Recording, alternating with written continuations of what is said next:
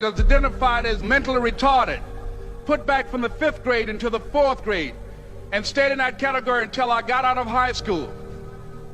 I don't have any college training, but I met a high school teacher who one day changed my life. I was waiting on another student, and when he came in, he said to me, "Young man, go to the board and write what I'm about to tell you."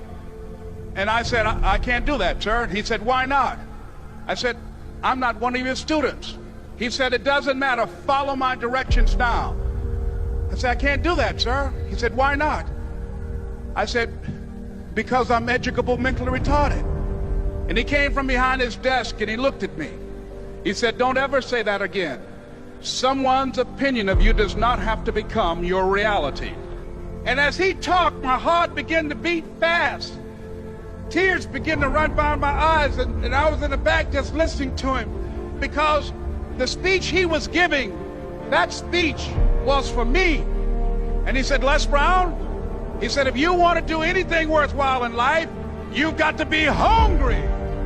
I told Mr. Washington I wanted to become a disc jockey.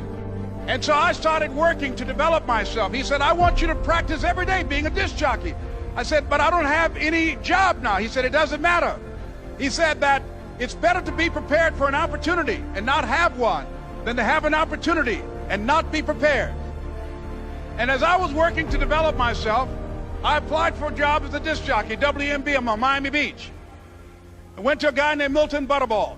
I said, "How you doing, Mr. Butterball? I'd like to get a job as a disc jockey." He looked at me, he said, "You have any broadcast background?" I said, "No, sir, I don't."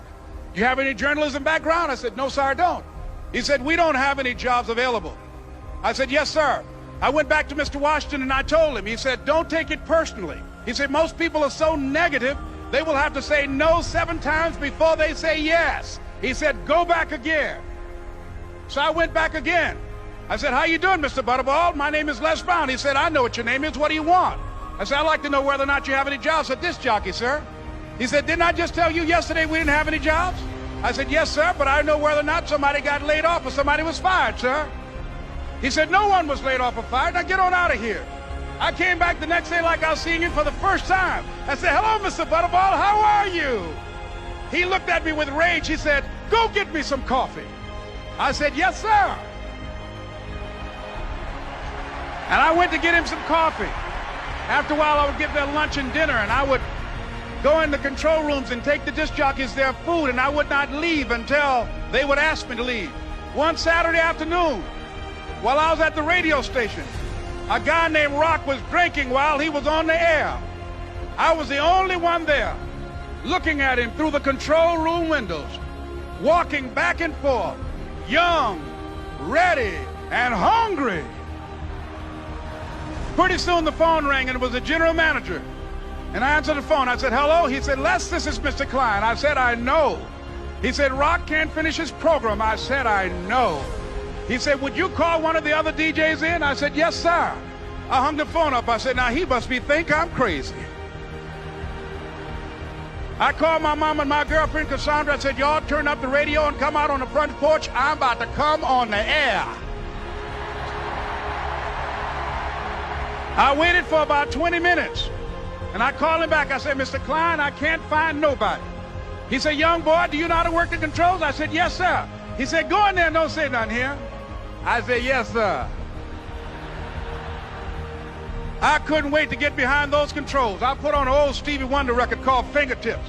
I sat down behind that turntable. I said, "Look out, this is me, LB Triple P, Les Brown, your platter playing papa. There were none before me, and there will be none after me. Therefore, that makes me the one and only. Young and single and love to mingle, certified, bona fide, indubitably qualified to bring you satisfaction, a whole lot of action. Look out, baby, I'm your love man." I was hungry. I was hungry. You got to be hungry.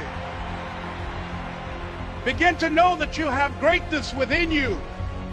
And if just one of you here begin to envision yourselves as being blessed and highly favored to reach your goals, if just one of you capture the essence of what that means, that you have greatness within you and a responsibility to manifest that greatness, that you can make your parents proud, you can make your school proud, you can touch millions of people's lives And the world will never be the same again because you came this way. It was hard, ladies and gentlemen, coming to speak to people. And I was facing financial difficulties in my own life. I was behind on my bills and my dreams, and I'm saying to them, you can live your dream. It was hard, ladies and gentlemen. It was very difficult to pick myself up each day believing that I could do it. There were times that I doubted myself. I used to ask myself, can I do this? And something said within me, you're the one. Don't give up on your dream. By continuing to push forward, by continuing to run toward my dream, that one day I would have my own talk show. It's a long shot, ladies and gentlemen, from Liberty City, an abandoned building on a floor, never knowing my mother or father. It's a long shot. Being here with you today in this dome in Atlanta, it's a long shot. No college training, labeled educable, mentally retarded, but I kept running toward my dream. Don't stop. Don't stop running toward your dream.